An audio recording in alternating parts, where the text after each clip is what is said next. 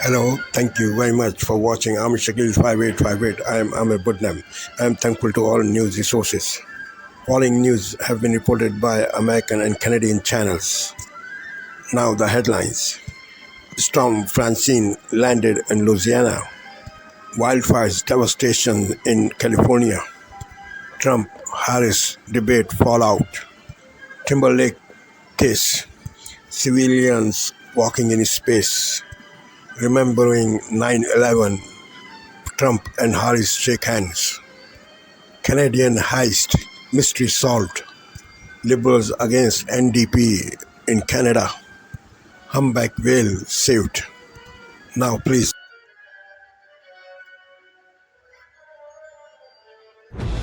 Tonight, breaking news as we come on the air, a Category 2 hurricane slams into the U.S. The wildfires burning outside Los Angeles, thousands evacuating.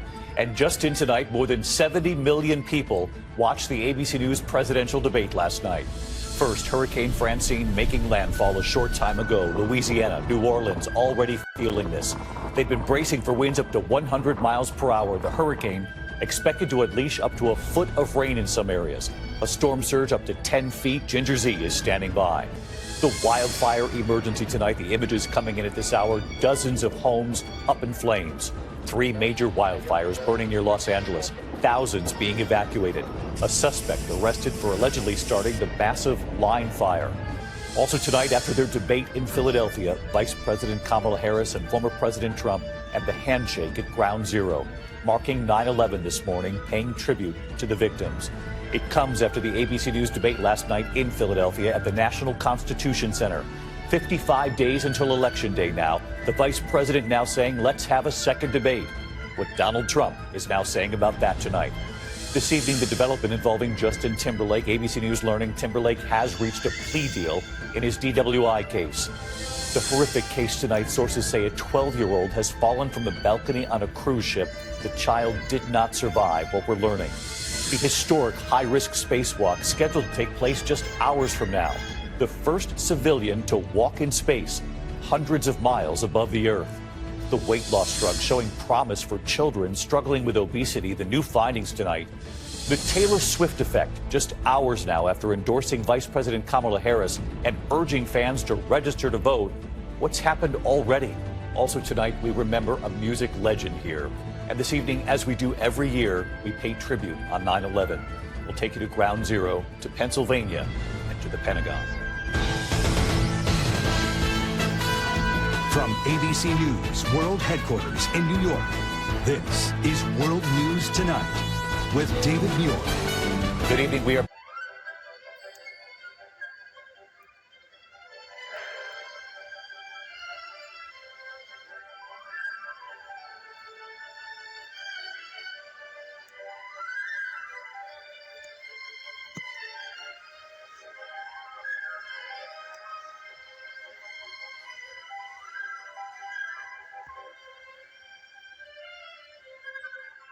Breaking news tonight, Hurricane Francine making landfall as a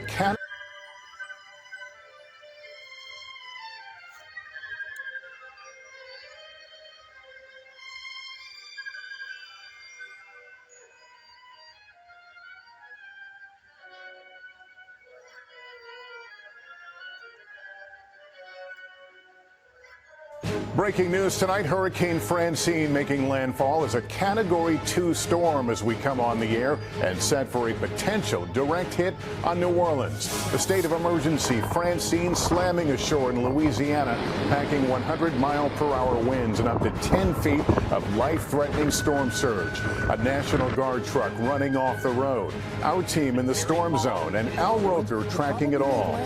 Also tonight, Kamala Harris and Donald Trump coming face-to-face again and shaking hands at a 9/11 memorial in New York just hours after their fiery debate. The candidates clashing over the economy, abortion, the border, and the moment the former president pushed a baseless and shocking claim about immigrants in Ohio. Did the debate sway voters, and will there be a rematch? Plus the impact the endorsement from Taylor Swift is already having. The raging California wildfire exploding 10 times in size in just 24 hours. Dozens of homes destroyed, dramatic rescues, and word tonight of people trapped, including an off-duty officer, plus the arson arrest in another massive inferno. Inflation cooling to 2.5% with the Fed set to cut rates. Justin Timberlake after his DWI arrest this summer reaching a plea deal. And there is good news tonight, a special story time from space. This is NBC Nightly News with Lester Holt. Tonight, the breaking news. Hurricane Francine makes landfall as a Category 2 storm, battering Louisiana. I'm just praying and asking the Lord to protect us. Plus, the candidates for president together at a 9/11 memorial, honoring the nearly 3,000 killed 23 years ago, and shaking hands just hours after their first debate. And wildfires out west scorch more than 100,000 acres. What we're learning about a man arrested for arson in one of the state's biggest blazes. The CBS Evening News starts now.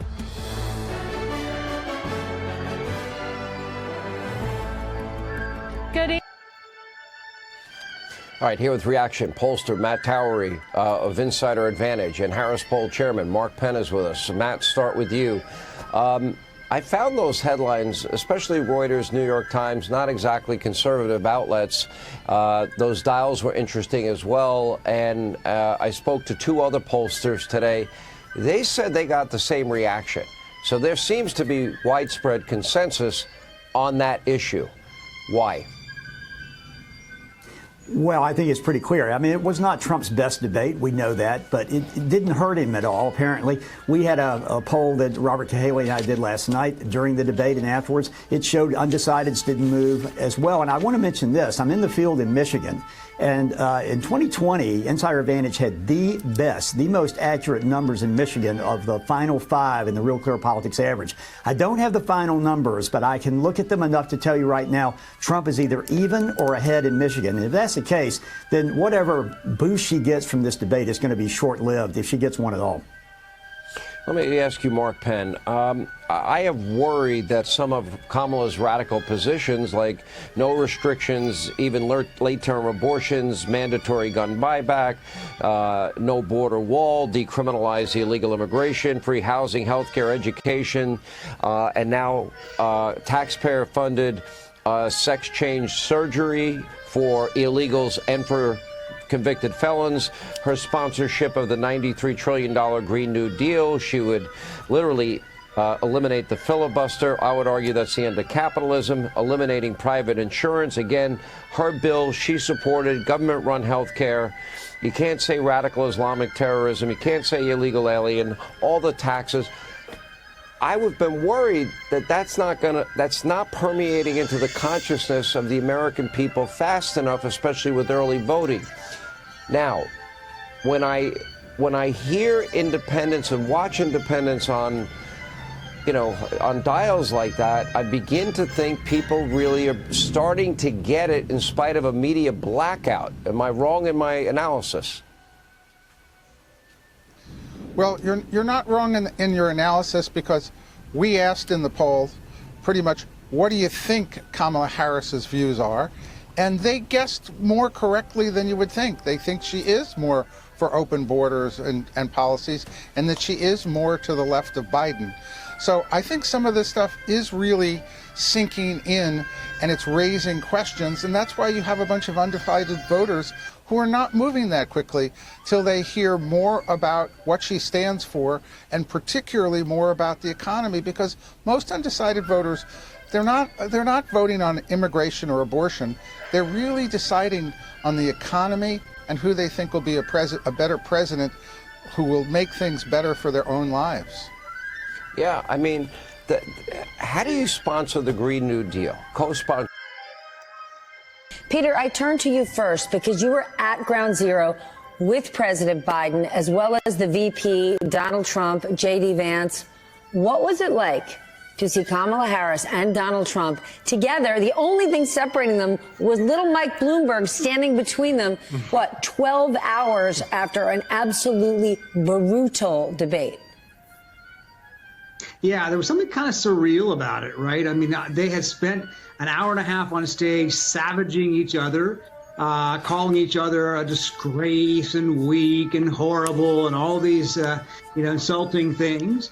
And then they were the next day, basically, as you say, 10 hours later, standing under the same tent at 9/11. And it was, in fact, Mike Bloomberg who actually reached out to touch Kamala Harris to get her to turn around to draw her in to shake Donald Trump's hand. And they did have a seemingly friendly handshake. In fact, Trump seemed to have said something pleasant to her, even patted her hand.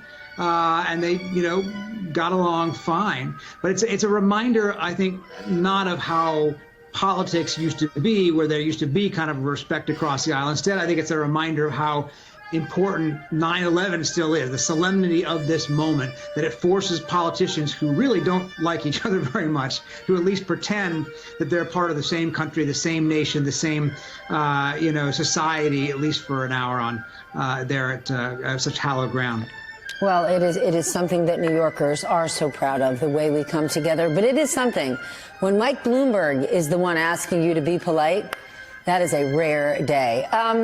Michael, let's talk, though, about 9/11. I mean, a truly devastating day for our country, especially for New Yorkers. And on that day, Donald Trump made a point of saying that his building became the tallest in New York City after the World Trade Center fell. Not only was that a grotesque thing to say, it was also a lie. Along with the other lie he told, that thousands of Muslims were standing on roofs of buildings in New Jersey celebrating the attacks. That's who Donald Trump was 23 years ago today. So why is anyone surprised that 23 years shy, one day later, last night on the debate stage, he lied for 90 minutes straight? That's who he is. Yeah, that's who he is, and that's that's who he was 23 years ago, and that's who he is today. Look, Donald Trump has never been sensitive to the moment. He did not understand the gravity of 9/11. He didn't process it. What he did process was now he has the tallest building in New York. That's what he processed. The other thing he processed, was conspiracy theories that Muslims, keeping with this vein of anti-Muslim hatred that tried to emerge on the heels of 9/11, but for the guidance and soft words, actually, of President Bush to remind us who we are in a moment like this, he would have gone down that. Social media is playing in spreading extremism and misinformation in an already divided political landscape. When we wander onto social media, we can wrongly conclude that everyone is extreme and everyone is sort of out to get everyone else.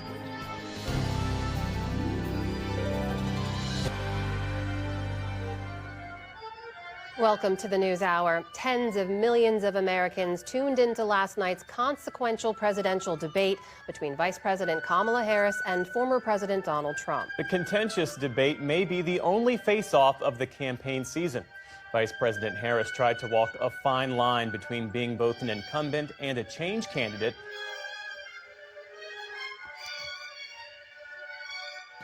To stand for our...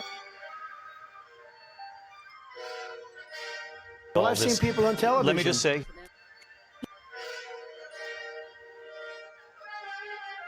Group of swing voters, they were asked if the election were held today, who would they vote for? And all 9 of them said that it would be about the fact that she's trying to 217 votes. Well, as you just heard, Donald Trump doubled down on unsupported as it has fallen into chaos, and about 12 has been rocked.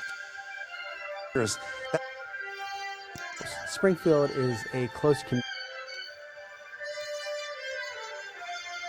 Local officials say they have received none.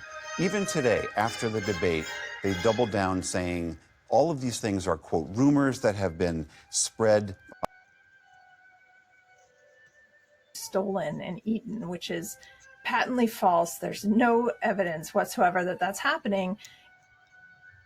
Widespread flooding is making. I'm Stephanie.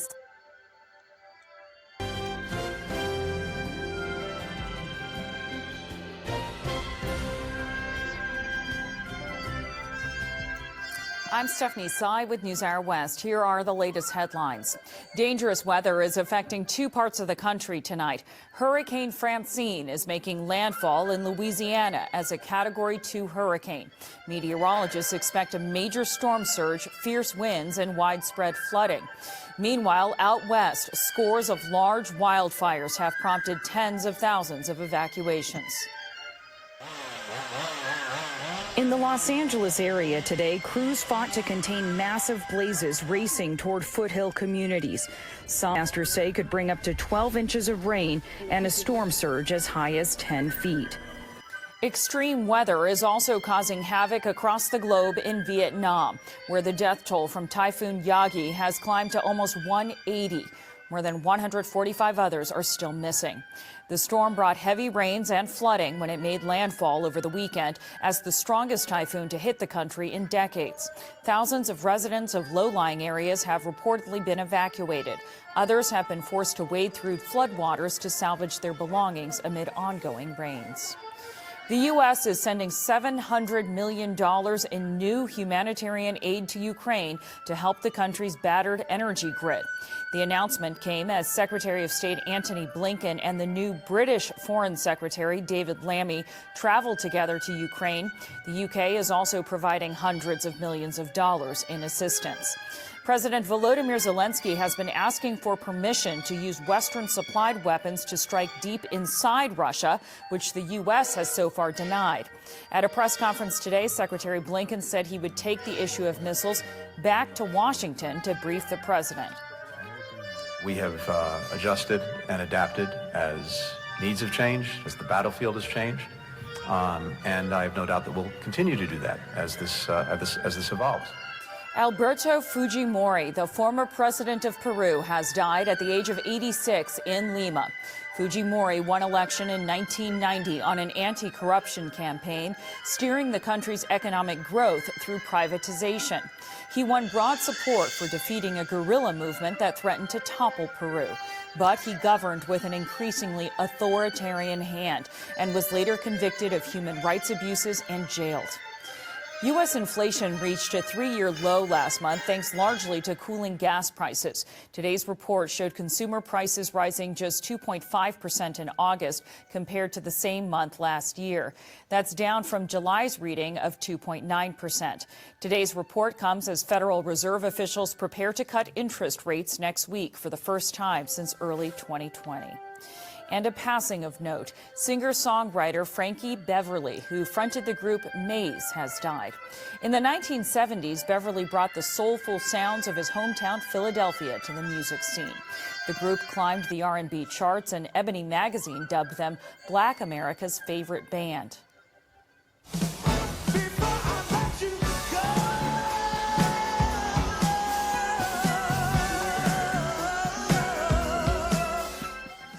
Anthems like Before I Let Go played at countless summer cookouts and family reunions over the years. His friend Beyoncé covered the song in 2019.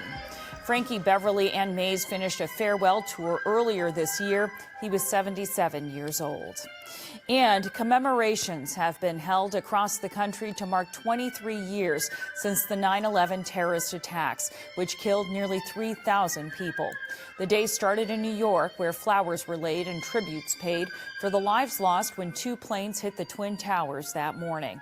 Then, around midday, President Biden and Vice President Harris visited the site where the hijacked Flight 93 went down near Shanksville, Pennsylvania.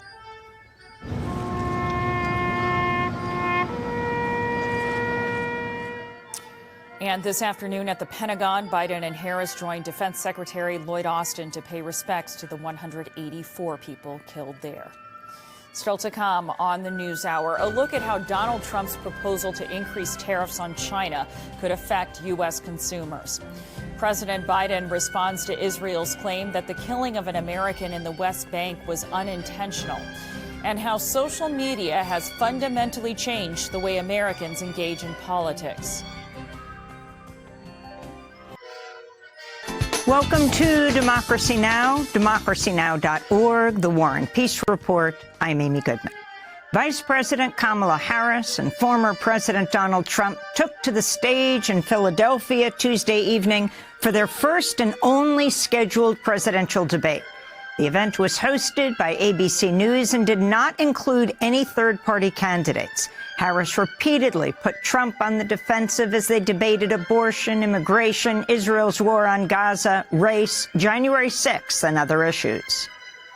Donald Trump left us the worst unemployment since the Great Depression. Donald Trump left us the worst public health epidemic in a century. Donald Trump left us the worst attack on our democracy since the Civil War. And what we have done is clean up Donald Trump's mess. Donald Trump repeated his false claim that he won the 2020 election. He also doubled down on a baseless racist lie that Haitian immigrants were stealing and eating people's pets in the city of Springfield, Ohio.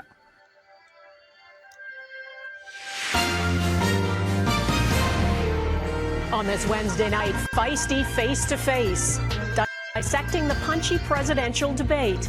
Donald Trump was fired by 81 million people. She goes down as the worst vice president. And the lies. They're eating the cats. Plus the impact of pop superstar Taylor Swift's endorsement of Kamala Harris. Millions in the path of a dangerous storm where Hurricane Francine is headed. Tributes to a trailblazer. And she was the right leader. How Manitobans are honoring Grand Chief Kathy Merritt. And the art of solid detective work. How this priceless portrait stolen in Ottawa was tracked down in Italy.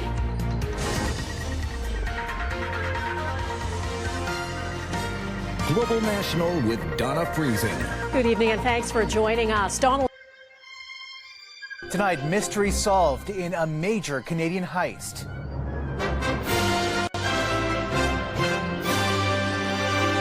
Snatched from the walls of a famous Ottawa hotel, the world-renowned portrait known as the Roaring Lion retrieved in Rome. This is the best day of our life. On its way back home after an international investigation. Coming together face-to-face at Ground Zero. The day after a fierce face-off on the U.S. debate stage. The political clash here at home. It's put up or shut up time for the NDP. I'm not going to say our decision ahead of time. And the prospect of an early election call.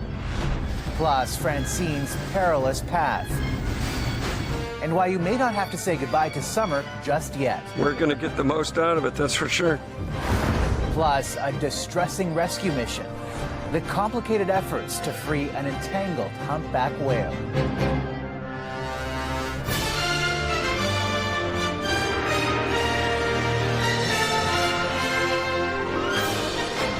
CTV National News with Omar Sachedina. Good evening, everyone. Finally, a crack. Tonight, police crack the case of the Chateau Laurier art heist. To actually find out that it's been recovered, we're beyond excited. The iconic Canadian portrait, now in Italy, sold before the world knew it was stolen. Our Paul Hunter is on the case again tonight. Kamala Harris. After the debate, Harris and Trump both claim victory. Plus, the new endorsement from Taylor Swift, could it change the vote? And she's 14, flying alone for the first time when the airline booted her off the flight to fend for herself. They closed the door, so I was really confused because I was like, I'm supposed to be on that plane. Now her parents are speaking out. From CBC News, this is the National.